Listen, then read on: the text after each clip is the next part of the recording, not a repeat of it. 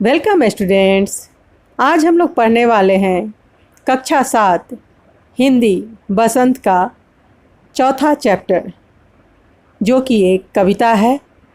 इसका नाम है कठपुतली और इस सुंदर कविता के रचनाकार हैं भवानी प्रसाद मिश्र। तो आइए शुरू करते हैं, लेकिन इस सुंदर कविता को पढ़ने से पहले आइए हम लोग कवि के बारे में थोड़ी सी जानकारी प्राप्त कर लें।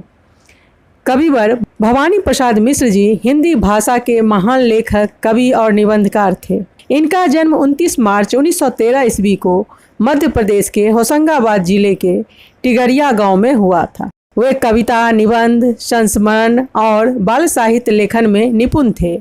इनकी प्रमुख रचनाओं में चकित है दुख, नीली रेखा तक, तुक्कों के खेल, अंधेरी कविताएं आदि प्रमुख हैं। तो आइए हम लोग यह सुंदर कविता कठपुतली पढ़ें और इसका आनंद लें और यह कविता हमें क्या संदेश देती है ये जानने का प्रयास करें। तो शुरू करते हैं यह सुंदर कविता। कठपुतली। कठपुतली गुस्से से उबली, बोली ये धागे क्यों हैं मेरे पीछे आगे, इन्हें तोड़ दो, मुझे मेरे पाँवों पर छोड़ दो। सुनकर बोली और कठपुतलियाँ कि हाँ, बहुत दिन हुए हमें अपने मन के छंद छुए। मगर पहली कठपुतली सोचने लगी, ये कैसी इच्छा मेरे मन में जगी। तो जैसा कि आप जानते हैं, इस कविता में कवि एक कठपुतली के मन के भावों को, उसके मन की व्यथा को दर्शा रहे हैं। कठपुतली कहती है गुस्से में कि ये धागे मेरे आगे पीछे क्यों बंधे हैं, इन्हें तोड़ दो, मुझे मेरे पाँवों पर छोड़ दो, अर्थात इन धागों को तोड़ दो और मुझे अपने पैरों पर खड़े होने दो, अर्थात मुझे आत्मनिर्भर होने दो। कठपुतली का जीवन जो होता है वो दूसरों के इशारों पे नाचता है, यानी उसकी डोर जो होती है हमेशा दूसरों के हाथों में होती है और वह दूसरे के हाथों से नाचते नाचते थक गई है, परेशान हो गई है और वह अपने मन के व्यथा को प्रकट करते हुए गुस्से से बोलती है कि ये धागे मेरे आगे पीछे क्यों बंधे हैं, इन धागों को तोड़ दो और मुझे आज़ाद कर दो, मुझे स्वतंत्र कर दो, मुझे अपने पाँव पर खड़े होने दो, ताकि मैं भी अपनी ज़िंदगी अपने हिसाब से जी सकूं। सुनकर बोली और कठपुतलियाँ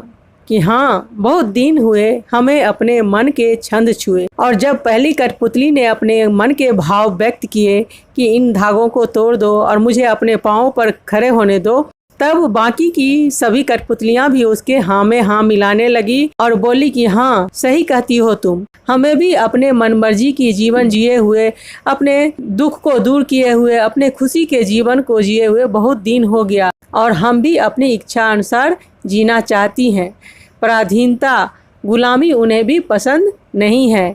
इसलिए सभी कठपुतलियाँ पहली कठपुतली की बात से सहमत हो जाती हैं। मगर पहली कठपुतली सोचने लगी, ये कैसी इच्छा मेरे मन में जगी। बाकी कठपुतलियों की बात सुनकर पहली कठपुतली को जैसे कुछ ध्यान आया और वह सोचने लगी कि अब तो उन पर सभी कठपुतलियों की जिम्मेदारी है, उन सबकी स्वतंत्रता का भार भी है। इसलिए वह चिंतित हो गई कि क्या वो सभी कठपुतलियों की जिम्मेदारी संभाल पाएंगी अकेले, क्या उसकी यह इच्छा जायज़ है, यानी वह जो सोच रही है कि वो आज़ाद हो जाए, अपने पाँव पे खड़ी हो जाए, उसकी यह इच्छा जायज़ है, क्या वह बाकी सभी कठपुतलियों की जिम्मेदारी को अकेली संभाल पाएगी।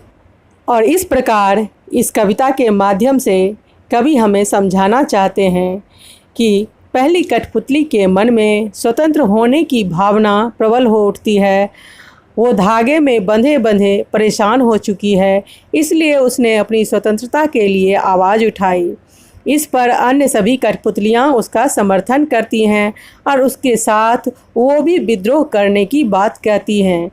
तब पहली कठपुतली को एहसास होता है कि उसके ऊपर कितनी बड़ी जिम्मेदारी आ गई है। वह सोचने लगती है कि क्या वो इतनी बड़ी जिम्मेदारी निभा पाएगी अकेली। इस बात का क्या भरोसा है कि स्वतंत्र होने के बाद वो खुश रह पाएंगी। इन बातों की वजह से ही पहली कठपुतली अपने फैसले के बारे में दोबारा सोचने पर मजबूर हो गई। और इस प्रकार इस कविता के माध्यम से कवि हमें स्वतंत्रता यानी आज़ादी का अर्थ समझाते हुए यह बताते हैं कि हमारे ज़िंदगी में यानी हमारे जीवन में आज़ादी का बहुत ही महत्वपूर्ण स्थान है, क्योंकि गुलामी की ज़िंदगी से आज़ादी का जीवन लाख गुना बेहतर होता है। तो उम्मीद है यह कविता आपको अच्छी तरह से समझ में आ गई होगी और आपको यह कविता बहुत अच्छी लगी होगी। अगर आपको यह वीडियो अच्छी लगी है और यह कविता समझ में आ गई है तो फिर इस वीडियो को फटाफट लाइक कर दें, अपने दोस्तों के साथ इसे ज़्यादा से ज़्यादा शेयर करें और अगर आप इस चैनल पर नए हैं तो इसे सब्सक्राइब करके बेल आइकन को प्रेस कर दीजिए, ताकि इसी तरह की सुंदर सुंदर और प्रेरणादायक कविताएँ आपको सुनने के लिए मिले। हमारे साथ बने रहने के लिए आपका बहुत बहुत धन्यवाद। Thanks for watching.